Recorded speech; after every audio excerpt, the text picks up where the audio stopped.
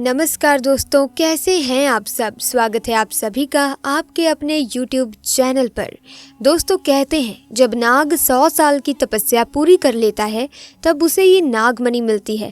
नागमणि का जिक्र आपने बहुत सी नाग नागिन के किस्से कहानियों में सुना होगा दोस्तों, जो भोलेनाथ स्वयं नाग नागिन को देते हैं और 100 साल के हो जाने के बाद एक नाग इच्छाधारी नाग या फिर नागिन हो जाता है। इससे हम ये समझते हैं कि हाँ, इच्छाधारी नाग नागिन होते हैं और नागमणि उन्हें रूप बदलने में मदद करती है। भारतीय पौराणिक कथाओं में इच्छाधारी नाग नागिन का जिक्र किया जाता है। इन्हें अपनी इच्छा से मानव रूप में आने या अपने असली स्वरूप में वापस जाने की क्षमता होती है। ये नाग नागिन अपनी इच्छा से लोगों की मदद करते हैं और उनके दुख दर्द से उनको राहत पहुंचाते हैं। इन्हें मान्यता होती है कि ये अमर होते हैं और अपनी इच्छा अनुसार समाप्त होते हैं। इन नाग नागिनों के पास एक विशेष शक्ति होती है जो इंसानों के मन की इच्छाओं को पूरा करने में मदद करती है। वे लोगों की मनोकामनाओं को सत्य करने में सक्षम होते हैं। इच्छाधारी नाग नागिन का रहस्य उनकी शक्ति में छुपा हुआ है। वे इंसानों की मनोकामनाओं को पूरा करने में सक्षम होते हैं। ये एक ऐसी शक्ति है जो सभी मनुष्यों के लिए अनुपलब्ध है। धर्म पुराणों में 12 देव नागों का उल्लेख है और हर महीने में एक एक नाग की प्रार्थना पूजा करने के लिए कहा गया है। इन नाग देवों में से ही एक वासुकी नाग भगवान शिव के गले में लिपटे हुए हैं। वासुकी नाग शिव जी के परम भक्तों में से एक है।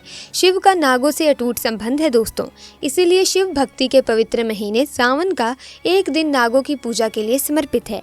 नाग पंचमी के दिन नाग पूजा करने से शिव जी बहुत प्रसन्न होते हैं। इस दिन शिव जी की भी पूजा करनी चाहिए। इससे नाग पंचमी की पूजा का फल कई गुना बढ़ जाता है। दोस्तों यूं तो हिंदू धर्म में कई देवी देवताओं की पूजा की जाती है, परंतु भगवान शिव अपने भक्तों की तपस्या और उनकी भक्ति से जल्दी प्रभावित हो जाते हैं। रावण भी भगवान शिव की भक्ति कर अपार शक्तियां हासिल कर चुका था, परंतु जब उस ब्राह्मण ने अपनी शक्तियों का कुछ गलत उपयोग किया तो शिवजी जी ने हनुमान जी के रूप में जन्म लेकर भगवान राम के साथ मिलकर रावण का विनाश किया। ऐसे में दोस्तों आज की इस वीडियो में आपको ऐसी घटना बताने वाली हूँ जिसे सुनकर आपके पैरों तले जमीन खिसकने वाली है। दरअसल दोस्तों ये कहानी है काशी के गंगा घाट पर रहने वाले अंधे शिव भक्त जिनका नाम शिवा था। दोस्तों शिवा जन्म से ही अंधे थे। माता पिता को भी बचपन में ही खो दिया था। तो क्रूर संसार में जब शिवा अकेला था तो उसने भगवान शिव का हाथ थाम लिया। शिवा प्रातः उठकर रोज गंगा नदी में नहाने जाता था और लोग कहा करते थे, मत जा शिवा, तुझे दिखता भी नहीं है, किसी दिन डूब जाएगा। तो शिवा कहता था, अरे कोई बात नहीं, मुझे नहीं दिखता तो क्या हुआ, भोलेनाथ को तो दिखाई देता है ना, वो मुझे बचा लेंगे। वो शिवा कुछ अलग ही था। दिन भर शिव का नाम लेकर उन्हें याद करता, परंतु जब कुछ गलत होता तो शिव का नाम लेकर उन पर चिल्लाता, उन्हें डांट देता। शिवा के भाव और भक्ति शिव के प्रति कुछ अलग ही थी, जिसे देखकर लोग उसे पागल कहते थे। पर शिवा ना कभी उन बातों की ओर ध्यान देता और ना ही उन्हें दिल में रखकर बुरा लगाता। वो खुद में और शिवजी की भक्ति में खुश था। एक रोज जब शिवा पूजा कर घर लौट रहा था तब शिवा को पता चला कि शहर के बाहर शिव सत्संग है। तो शिवा ने सोच लिया कि वो आज शिव सत्संग में जरूर जाएगा। घर पहुंचकर अपना थैला लिया जिसमें शिवजी की एक तस्वीर थी और कुछ फल थे। उसे लिया और अपनी लाठी उठाई और चल दिया। सत्संग के लिए शहर से बाहर जाना था। वो एक रेलवे फाटक को पार करने लगा, पर वो इस बात से अनजान था कि दूसरी ओर से तेजी से बढ़ती हुई एक ट्रेन शिवा की ओर बढ़ती चली जा रही थी। आसपास के लोगों ने चिल्लाकर शिवा से पीछे हटने के लिए कहा, पर शिवा ट्रेन की आवाज़ में कुछ सुनने में असमर्थ था।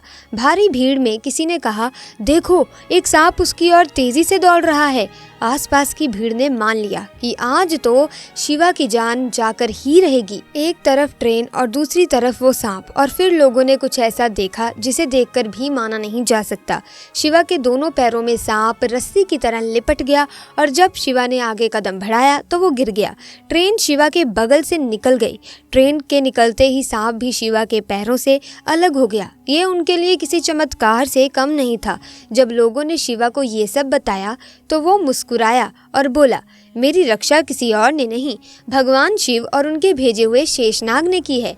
हाँ, ये सत्य है, मैं जन्म से ही अंधा हूँ, मुझे कुछ दिखाई नहीं देता, परंतु शिव जी तो सब देखते हैं, मेरे सुख दुख सब देखते हैं। मैं अपनी रक्षा क्या करूँगा, शिव है ना मेरी रक्षा करने के लिए। और जय महादेव बोलकर वो वहाँ से सत्संग की ओर निकल गया। तो दोस्तों, ऐसे होते हैं शिव और उनके अनन्य भक्त। अगर आपको ये वीडियो अच्छी लगी तो इस वीडियो को लाइक और शेयर करना बिल्कुल भी ना भूलें। शिव भक्त कमेंट सेक्शन में हर हर महादेव ज़रूर लिखें।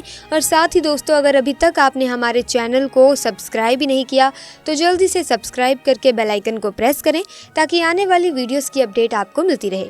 आपका बहुत बहुत धन्यवाद।